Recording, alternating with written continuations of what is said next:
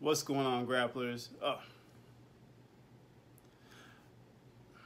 Hey, what's going on, fight fans? Thank you for checking out the channel, Natural Grappler.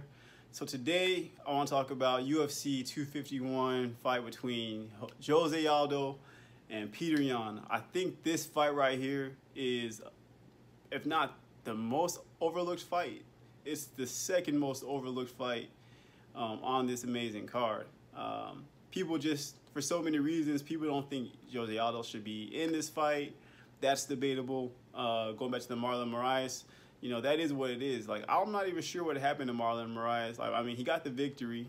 I know he didn't get the title shot, but I don't know if he was injured or if anything else came up, because, I mean, he's just been sitting out of fights altogether. Recently, he's called out for someone in the top 3. He's called out Cody Garbrandt. He's called out, I don't think he's called out Aljamain Sterling, but he's saying, like, look, whoever you guys want to put in front of me, I'm ready to get a fight in. And so anyway, back to the UFC card. See how I just kind of overlooked this bantamweight fight? You know, the most exciting division in the UFC right now. So Jose Aldo, he has a title shot against Petr Yan. Petr Yan is... no one has a title right now. Whoever wins this fight will get the title, and they're pretty much already set to face Aljamain Sterling, unless some crazy political thing comes out where they give the fight to somebody else, like Marlon Moraes, because he is ranked #1 in the bantamweight class as we speak. So this is going to be a crazy fight. Petr Yan, he's had, I think, maybe 6 fights in the UFC. He's 6-0. A tough fight he had was against John Dodson, man. They were going at it. I think John Dodson was a little out of shape, but for someone who as short as John Dodson, he was getting off on Petr Yan. He set him down, I think at least once, maybe twice he set Petr Yan down. But Petr Yan, he's no sleeper, man. He's got an overall record of 14-1. He's no joke. He's young. I think he's like 25 years old. So he's going to give Jose Aldo, the legend, the WEC legend, Jose Aldo. So, quick note, I watched Petr Yan's fight against Jimmy Rivera. So, in the fight against Jimmy Rivera, Jimmy used a lot of leg kicks. And we know what Jose Aldo brings to the table when he wants to. If he wants to, he can really, really dominate with those leg kicks. The question is the pressure from Petr Yan that he puts on. He doesn't even throw a lot of shots. He just intimidates you with his pressure. He cuts the octagon off. And when he lands his shots, he chooses his shots very, very wise. He's smart. He sets his shots up very, very wise.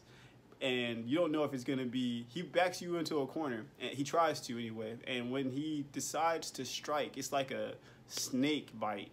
When he decides to strike, it's going to hit something. It doesn't matter if it's your face, your ribs, your leg. He's going to hit something with a punch or a knee or a foot. It's going to happen. So Jose Aldo's got to weather. He's gonna have to weather a storm. People, from what I'm hearing, people think that Jose Aldo's gonna fade off in the later rounds and Petr Yan's just gonna take over. I don't know if it's gonna be that easy. I'm having a hard time going against a legend like Jose Aldo. I'm having a hard time going against him, especially if you look at what I've seen from the Jimmy Rivera fight, where he kind of got off on Petr Yan. And this is no knock on Petr Yan. I just think maybe, like UFC tries to do with a lot of stars, maybe he's going to take a step back and go on that development. Maybe like get 3 more fights or 4 more fights and then get back into the championship picture. When he gets it, I don't think there's going to be too much to stop him. You know, that's what makes the bantamweight class so exciting. They have a lot of highly skilled and touted fighters. But Petr Yan, he came into the UFC pretty much not like humbly shading out all his, you know, athletes in the same weight class. He pretty much said, I don't care about none of y'all. I only hold a certain few fighters to that high regard. And if you're not them, I'm not really giving you too much respect. He's like, I'm going to make y'all respect me. So, hey, I think, by the way, this is going to be Petr Yan's 5th fight in like 2 years. That's crazy, right? Like, the dude stays busy. He fights very, very often.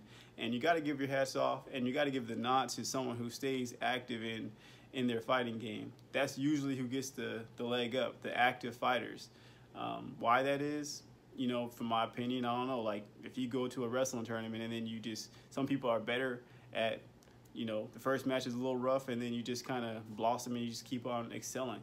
I think that we're seeing that in mixed martial arts, where you keep on fighting, you stay active, you get used to being in an octagon, you get used to being on the clock and having that pressure, and you show up in big moments. You know, that's what we're seeing. So, yeah, this fight is overlooked, but it's going to be a good one. I expect this fight to go all 5 rounds. That's what I'm expecting. Petr Yan said he wants to finish Jose Aldo early, but I'm expecting this fight to go all 5 rounds. You know, and it's going to be a technical one. Might have you on the edge of your seat. But if it's an early knockout, then so be it. It's going to be a great card no matter what, man. So let me know. Who you guys taking? Petr Yan, Jose Aldo, and who do you want to see these guys fight next? That'd be a cool thing to talk about. You know, I'll be in the comment section responding back. So, all right. Thanks for checking out the channel. Natural Grappler. I'm out.